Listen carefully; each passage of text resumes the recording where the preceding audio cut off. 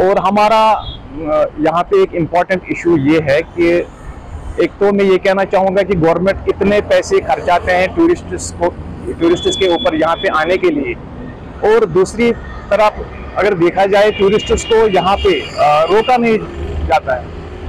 इस वक्त एग्जैक्टली हम लखपुरा में खड़े हैं, बिल्कुल जहाँ पे वो ब्लास्ट हुआ था 2019 में, उसके दूर खाली हम 50 मीटर की दूरी पे खड़े हैं।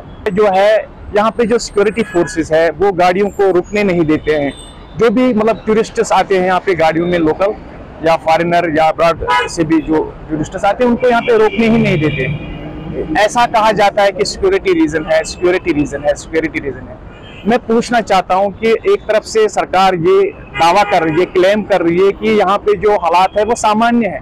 अगर हालात सामान्य है तो टूरिस्ट्स को यहाँ पे क्यों नहीं रोकाया जाता है? ये प्रश्न मैं सरकार से पूछना चाहता हूँ। मरकजी सरकार से तो यही रहेगा, एक तो 370 हटने के बाद यहाँ पे कुछ नहीं रहा। यहाँ पे जो भी रिसोर्सेज थे वो खत्म हो गए। भाजपा ने के जितने भी कॉन्ट्रैक्टर्स होते थे, जितने भी मतलब काम होते थे, फॉर एग्जांपल यहाँ पे स्टोन क्यूरी से उनको बंद कर दिया। यहाँ पे रेत निकालते थे दरिया में, उसको बंद कर दिया।